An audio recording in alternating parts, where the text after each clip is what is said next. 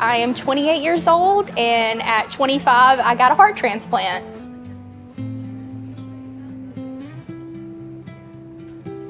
I was just a very, very active kid, and I knew something felt off.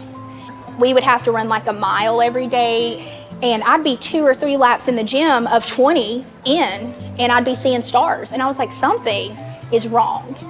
I was born with hypertrophic cardiomyopathy, got diagnosed at 14, and I ended up in what they call the burned out stage. They determined that my heart was too big and too tired, essentially, to function anymore.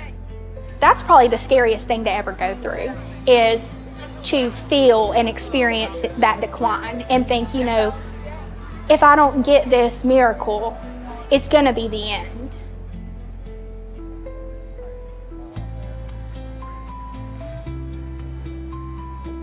Being diagnosed at 14, going through what I call an invisible illness, it changes a lot of things, because when people can't see something physically wrong with you, it's hard for them to fully understand the lengths of your problems.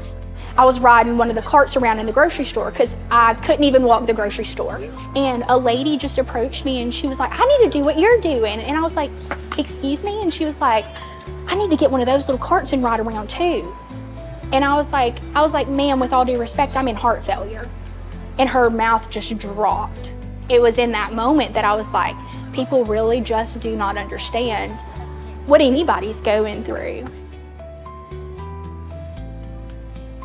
And I just remember when I came to, after getting my transplant, that first deep breath I kind of took, I was like, that felt different.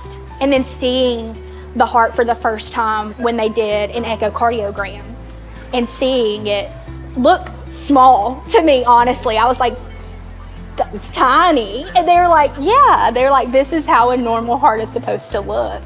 Nobody can really tell you how it feels going into it. Nobody could really prepare you for that. Even my surgeon said, you know, I can tell you all the technical things till I'm blue in the face. And he said, but I can't tell you how you're gonna feel or what you're gonna experience.